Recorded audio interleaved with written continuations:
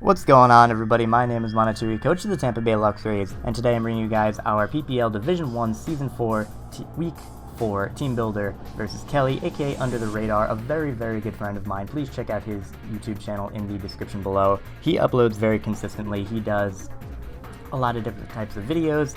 We ended up actually playing Kelly a couple seasons ago when we were both in Division 2. D2 Season 1 we ended up playing, and I ended up 6-0ing him with Manaphy, which is hilarious to me. Still brings back terrible memories for him, but I think he's going to fare a little bit better against us because he has a very scary team, he is very determined, and we do not have a Manaphy, which is a big one. Because if we did, then it would just be over. I'd just bring that, and I'd win immediately. But yeah, anyway, getting into Kelly's team, Kelly's entire roster that he drafted for this season. Kelly has his Mega Sizzler, Tornadus, Nidoking, Raikou, Celebi, Kingdra, Politoed, Kabutops, Miltank, Togetic, and Machoke. This is probably the best and most well-composed rain team I have ever seen in draft format. I've never been keen on weather teams, bar like sand, because obviously sand is sand and Excadrill is ridiculous in the sand.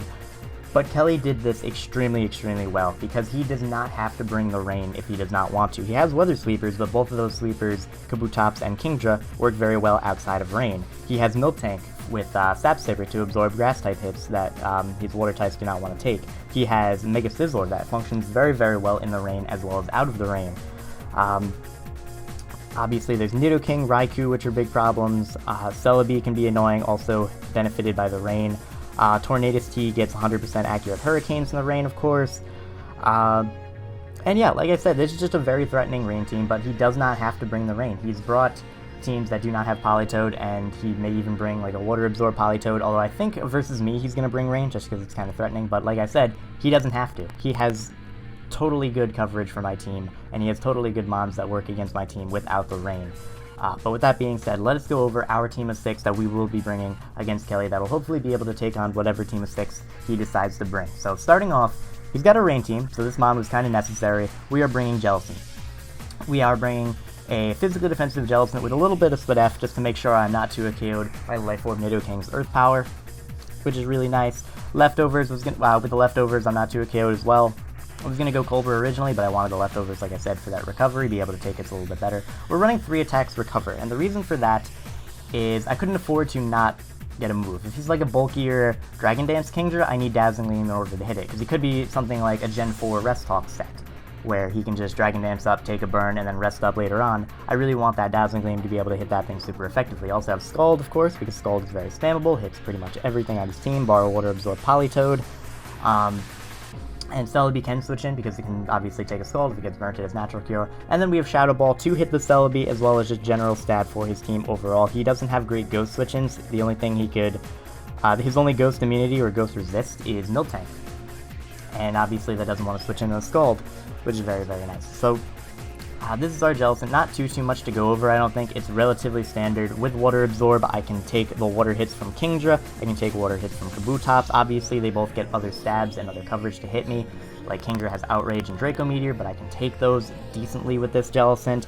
Kabutops, I can live 1 hit from, 1 Life Orb hit from, and fire off a Scald. And if it's in the rain, that's even better because they'll be getting more damage off for me. Obviously Celebi is a problem for this, but I do have other things to deal with Celebi, and Raikou is a problem. And Raikou is a general problem for my team, but I'll be getting into that in a little bit. So this is our Jellicent. Like I said, switches into a good number of different things, stops the rain sweepers, and yeah, not too much else to go over. So with that being said, let us now move on to another mon that I think was pretty necessary. We have a Choice Scarfed Terrakion. Now, we're running a Scarfed Terrakion with enough speed to outspeed a max speed Celebi, because he has brought a Scarf Celebi in the past. He brought it versus Shroom, brought a Trick Scarf set in order to cripple Electros. And we're running Scarf this week with Close Combat, Stone Edge, Earthquake, and X-Scissor. This coverage hits his entire team very hard. The only thing it may not be able to 2-KO is maybe Machoke and maybe Mega Sizzler. Machoke I don't necessarily think he's going to bring, though I guess he could. It's definitely a possibility. I do have checks to it. And then Mega Sizzler I'm pretty positive is coming, but it'd have to be pretty physically bulky in order to not get 2-KO'd by this thing, especially if I'm able to get my hazards up. So that is Terrakion. like I said, Jolly, enough speed to outspeed Celebi, max attack, and then the rest into physical defense just to take some of his physical priority a little bit better. I can take Aqua Jet a little bit better, take Bullet Punch from Machoke a little bit better, Bullet Punch from Mega Scizor a little bit better, so that's really nice just to add that little bit into physical defense. This is a mon that can sweep through his team. Like, I can possibly spend Stone Edge across the entirety of it. His only rock resists are Nidoking, which does not appreciate switching into Terrakion, and Machoke, which also has no reliable recovery, which is really nice. So his Stone Edge switch-ins do not have reliable recovery, which is great. Close combat is also very spammable across his team. Like, the only things he can switch into it would be Togetic, which I don't necessarily expect since I have things like Thundurus to beat it and just switch into it.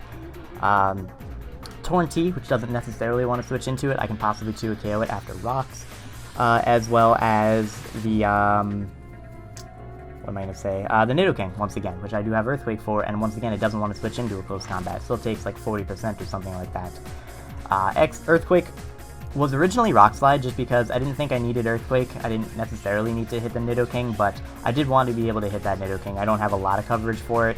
I mean, I'm not necessarily completely weak to it, but I want to be able to hit that thing super effectively, especially if he's like a Scarf Nidoking and I don't have anything to kill it immediately. That's going to really suck. And I'm trying to minimize hacks with this. I'm going to try and not go for Stone Edge as often as I can, but if I have to go for Stone Edge, then I have to go for Stone Edge. I'm not going to tack on Rock Slide on there, just because I'm afraid of missing when I need that coverage there. And then we have X-Scissor, which is necessary for the Celebi. It's the only way I can hit the Celebi with this thing, which is very nice. So, that is our Choice Scarf Terrakion. I will be able to outspeed everything on his team that is not Scarfed Raikou, a Rain Sweeper in the rain, or a Scarf Tornti, which I don't think he's going to bring. He'll probably bring like Life Orb or Assault Vest, maybe a Charty Berry for this, but we'll see when we get in there.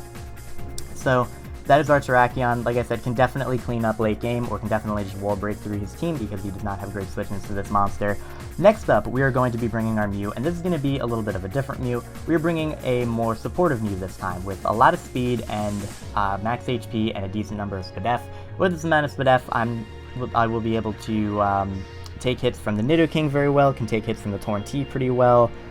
Pretty much all of the special threats, I can kind of deal with the Kingdra a little bit. We're running U-Turn, Will-O-Wisp, Taunt, and Roost. So this is a very passive Mew, but it's a Mew that is going to be able to gain me a little bit of momentum, burn things, shut down his walls, and things like that. Like, for example, suppose he has Defog on his Mega Scizor. I'm bringing Hazard Stack this week, spoiler alert, with Forretress, so I want to be able to taunt his Defoggers, which I will be able to outspeed, being the Mega Scizor as well as the Togetic.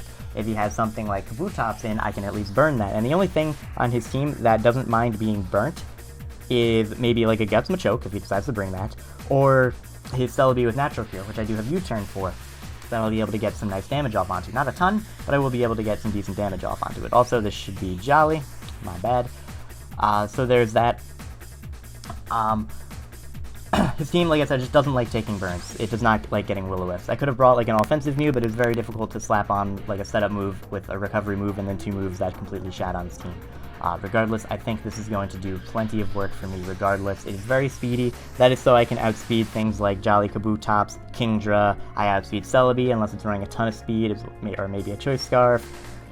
I outspeed uninvested Miltank, and I outspeed Miltank by a lot unless he's running more speed than this, which would be very weird for him. I outspeed Nidoking, so I outspeed a lot of his threats. I'll be able to burn things, I'll be able to U-turn out, which is very, very nice. So that is our Mew. Like I said, supportive, but will be very good in giving me momentum as well as just burning things and shutting down some of his bulk. So that's Mew. We are now moving on to another mon that I thought was pretty necessary versus his team, and a little bit of a cool set that we're running here. We have our Thundurus. Now, we are running a Life Orb Thundurus with Thunder, because he has the Rain team. I'm pretty sure he's going to bring the Rain team. I'm hoping he brings the Rain team so I can hit him with the Thunder. We have Thunder, Psychic, U-Turn, and Thunder Wave. We're finally bringing Prankster with Thunder Wave, which is very nice, a very deadly combination. With the I want to be able to hit things as hard as possible, which is why we have the Life Orb. Nothing wants to switch in a Life Orb Thunder at all, except for maybe like an 8v Raikou, which I can U-turn out versus, or like a Nidoking, which I can hit with Psychic. So, and Raikou, if it does switch into Thunder, it'll still take a decent amount of damage. It has no recovery. If I have Hazards up, I'm pressuring that even further, which is really nice. Like I said, Raikou is a problem, but I'll be getting into how I can beat it in a little bit. So, Thundurus just absolutely obliterates his team. Thunder 2 KOs Machoke, as well as Psychic, of course. 2-KOs Miltank, Okos or 2-KOs Togetic, Okos Kabutops, Okos or 2-KOs Politoed, depending on the spread, can 2-KO Kingdra. I 2-KO Celebi with the U-turn, which is really nice. I am running Timid, but I 2-KO it anyway, no point. Raikou I can U-turn out versus or just hit with an attack like Psychic or Thunder. Nidoking I knock out with the Psychic, Torn-T I knock out with the Thunder, and Mega Scizor is 2-KO'd by the Thunder. And then we have Thunder Wave there as well, because I didn't necessarily need another move. Thunder plus Psychic plus U-turn hits is pretty much perfect coverage for his team. And then Thunder Wave is really nice in case he has a Scarfer, or the big role that this has is to just slow down one of his Rain Sweepers. If I'm in a spot where I'm about to be swept by Rain Sweeping Kabutops, I can click Thunder Wave, cripple that thing, and come in and revenge kill it, or maybe even get a full Terra, because that's also what Thunder Wave does. If he's in with Kingdra and he's setting up Dragon Dances, or he's in the rain, I can Thunder Wave that thing, and if he's not Lumberry, I'll be able to cripple it, and then fire off Thunders possibly afterwards. Things like that. If Torn-T wants to outspeed me, go for a U-turn, because he might think I don't have Thunder Wave, I'll be able to get off a T-Wave before he gets off negligible damage onto me. So this is just a very, very threatening Pokemon to his team. Probably one of the most threatening for sure, besides maybe Altaria, but this is just an enormous threat to his team. The coverage I have on it is perfect for his team, plus the little bit of utility in Thunder Wave could come in a lot. Could come in clutch. So that is our Thundurus Incarnate. I'm hoping this thing is going to put in some work. I really hope he brings Rain so that I can drop Thunders with this thing. You know, I feel like it would be pretty appropriate, Thundurus dropping Thunder, etc. So there's that. Now we are moving on to another big win condition versus Kelly's team, and that is our Mega Altaria. An interesting set, as you can see right here. We're running Return, Fire Blast, Dragon Dance, and Roost. We have a Modest Nature with Fire Blast. We have Jolly enough speed, I believe, for... What am I outspeeding with this? I believe I'm outspeeding Max Speed Adamant Scizor. I'm outspeeding, I think, Modest Nidoking. That isn't running max speed, I believe. Also, definitely, like, Miltank invested by a bit. I think I'm outspeeding Modest Kingdra with this, is essentially what I wanted to go with. Modest Kingdra is what the EV spread on this is made for. Also, this much attack guarantees that I can Oko Torn-T at +1, which is really, really nice, because that thing is kind of a threat to my team, it's kind of spooky, and Altaria will be able to beat it. I believe it's either at +1 or at +1 after Rocks. I forget which one, I should know this, but I'll look that up before I play the game. So that is Mega Altaria, well, that's the EV spread at least. Return and Fire Blast. Return as a fairy move is pretty much the only thing I need to hit his team very hard. The only thing that kinda takes it is Nidoking, and even then, at +1 I'm doing over half to that thing. So if I can weaken that a little bit, I'll be able to knock it out with Return or +1 Return. Fire Blast, pretty obviously, is for the Mega Scizor. Despite the fact that I am Jolly, I will be able to possibly Oko the Scizor. If he's not running a lot of HP, I'll be able to Oko the Scizor. If he is running some HP, I'll be able to knock it out after Rocks plus Spikes. And I didn't want to go with a -Spadef or -Defensive Nature because I want this thing to be as bulky as possible. This thing may have to take hits from things like Raikou. It may have to take hits from things like Celebi, from Kingdra even, from Miltank if I decide to do that. I can set up on Togetic that does not have a status, which it probably will. I can set up on Machoke's Ice Punch. I can take a Bullet Punch from Mega Scizor, an Adamant Bullet Punch, and hit it with a Fire Blast, which is really, really nice. I can take a hit from Torn-T and be able to Dragon Dance up versus it. So this is a very, very threatening mon for his team. I will be able to set up against a good number of things, especially things that, of course, do not have status. Like, I'll be able to set up on Machoke, I'll be able to set up on Kabutops, possibly, Kingdra even, because the Ice Beam does not knock me out, Celebi if it does not have Thunder Wave. Raikou is a big one, and I'm pretty positive he's bringing Raikou because my ground type is Pilot's-Line, and he's a Rain team, so you can think about how that's going to go. Like I said, Altaria is just so threatening versus this team. It steps up on a lot, it beats a lot, plus if I reveal something like Return and I reveal something like Dragon Dance, I will be able to kind of bluff that I don't have the Fire Blast. He'll probably be thinking I'm Return Earthquake just for Nidoking, but I will have the Fire Blast. I'll be able to take a Bullet Punch, and I'll be able to just knock out his Mega Scizor with a little bit of damage. And like I said, if he's running a lot of speed on his Scizor, I'll just straight up be able to Oko it. So that is our Mega Altaria. Like I said, this EV spread, kind of custom, just because I want it to be as bulky as possible, and I didn't necessarily need all of the attack. This is my best switch into the Raikou. I'm not too KO'd by anything, not HP Ice, not Thunderbolt, nothing. Mew is also a good switch in because I'm not too KO'd by Shadow Ball unless it's Specs. But like I said, this is just a very, very nice mod for this team. Deals with the Raikou, obviously resisting the electric attacks. I'm going to try and get this thing Mega Evolved as early as possible, so I do have that I do get rid of that flying type thing, so I take electric attacks neutrally, but yeah, that is our Mega Altaria, very big threat to his team. Now we are going to move on to the Mon that kind of puts this team together a little bit, and that is a Custap lead Forretress. And as you can see, we are running a very interesting set here. So we're running a little bit of speed in case he decides to run a little bit of speed on his Togetic for whatever reasons. We are running Explosion, Stealth Rock, Spikes, and Hidden Power Fire. So a while ago, if you guys have watched George's GBA season, George brought a Hidden Power Fire Max Special Attack, Max Attack Forretress for Lars' Scizor, and that was an idea that I came up with, because I'm a genius. And at the time, I was still in his front office, I wasn't a coach yet, I might have been a coach, I don't think I was a coach yet, maybe, was I? I think I was like just being, anyway, I came up with this set versus his Scizor. Granted, Hidden Power Fire will not do as much to a Mega Scizor, it still gets the job done, being able to weaken it quite a bit, which is really nice because that opens the door for things like Terrakion. It guarantees Thundurus kills it, Altaria kills it, things like that. However, this thing's main job is to get up its hazards. With the Sturdy, with the Custap Berry, hopefully I'll be able to get up rocks and spikes and possibly explode onto something to get a lot of damage onto it as well. Because also I'll be able to get a slow explosion off if my Custap Berry is not activated versus a lot of things like Celebi and Mega Scizor, so they won't be able to take the explosion and then recover up, which is kind of nice. But yeah, not too much else to go over. I'm running like no bulk in it because like I don't care how long this thing stays around as long as it does its job in getting up the hazards, which is really nice.